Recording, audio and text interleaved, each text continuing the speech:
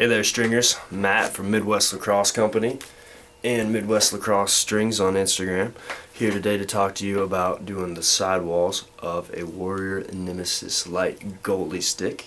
I've already showed you how to do this nice 9-diamond reinforced top string. This is of course 12-diamond mesh. This is hard mesh from Jim Alex, but most 12-diamond mesh will work. The sidewall pattern that I've chosen today is very basic.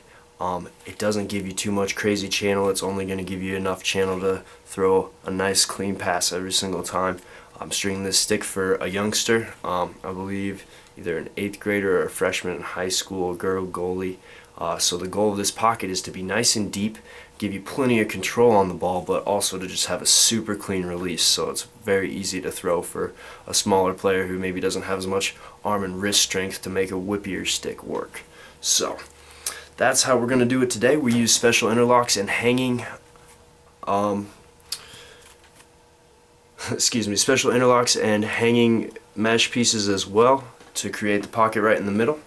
And I'll show you this pattern, and we'll show you a more aggressive pattern another day for all you kids that are looking for some crazy channel. Here we go.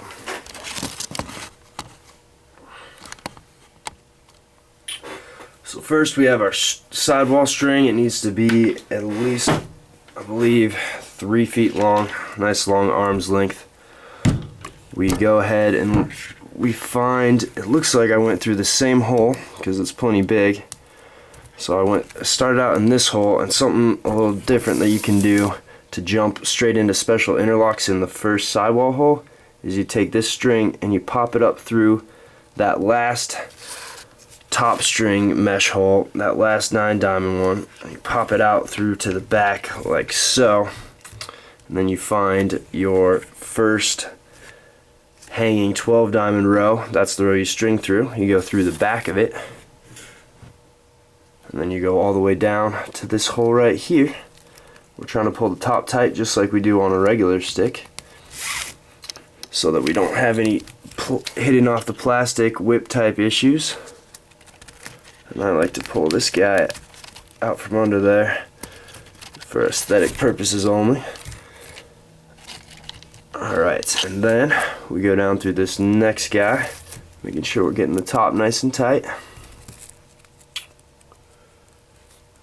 We do. Ooh.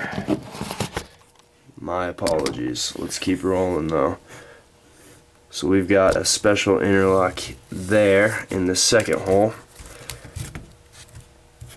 and we pull it nice and tight.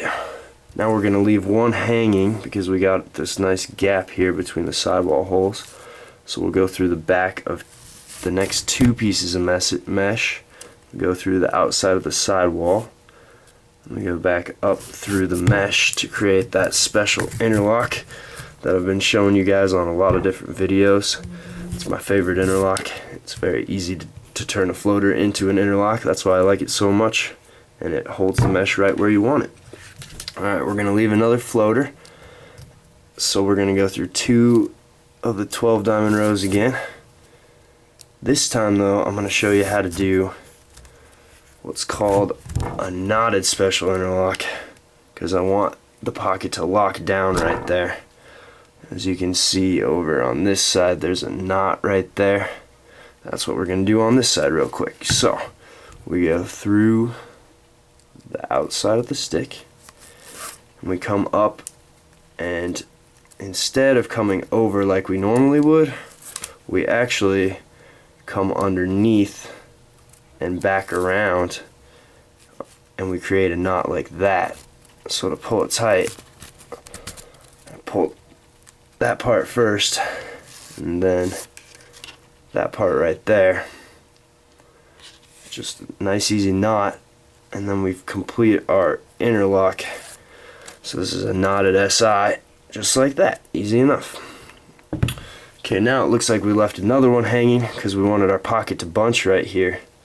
So we'll go through here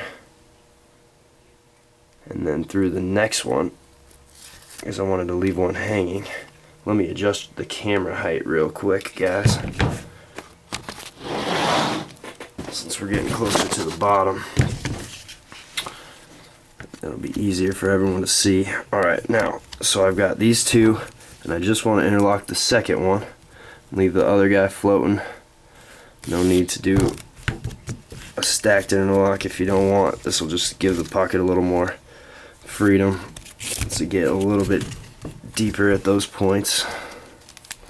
Try to pull it so that everything's about even, although Gym-Lax mesh diamonds aren't perfectly symmetrical, so when you pull them tight sometimes things get a little weird, but that's alright. So we go through 2 more mesh holes. I want to leave another one hanging. Pull them up a little ways. Go through the sidewall, back up through the mesh, and make sure everything gets pulled nice and tight. So we've got our bunch right there, which is a good spot to have our pocket right there. That nice bunch, and you can see the pocket starting to form on the stick there. And then it looks like we skipped another floater. So we go through 2 more pieces of mesh, then through the sidewall, back up through that second piece of mesh, leaving the first one floating.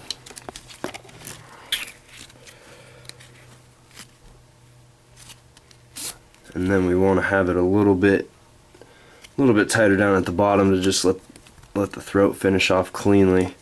So we'll go through the next sidewall hole, or through the next piece of mesh, and then the next sidewall hole, not leaving any floaters.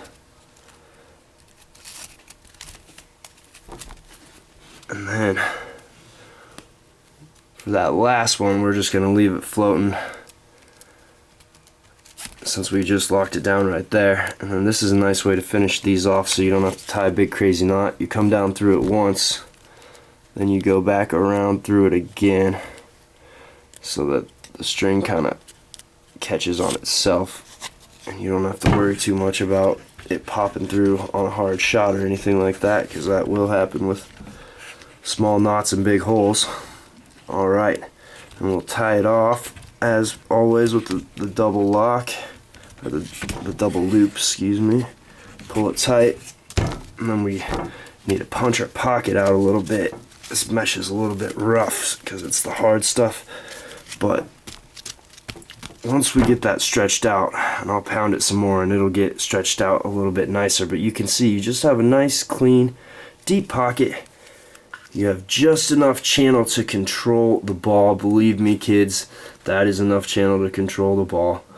I know everyone thinks that you have to have some crazy goalie channel, but you don't, especially not on Nemesis and any smaller faced heads such as the Eclipse. Wider heads, it's tougher to get a little bit of channel in, but these smaller heads, you don't need to worry too much about channel as long as your pocket's the correct depth and the top is pulled tight, which this top is pulled very tight. And we'll get ourselves a little more channel as we break in the pocket. This mesh is just really rough looking, but I guarantee you guys this is a nice effective pocket, and this young lady will be able to throw with it very well, and she'll be able to make lots of stops with it. We're about 2 balls deep, which is about right for depth purposes. And that's that. Don't forget to check out our other social media on Instagram, Midwest Lacrosse Strings, at MWLAC01 on Instagram and Twitter, and MidwestLacrosse.com. You can see that it doesn't really want to roll around side to side. It really just wants to roll around front to back, which is perfect because that's how we release it. Alright, thanks a lot, guys. Tune in next time and I'll show you the bottom string for this guy.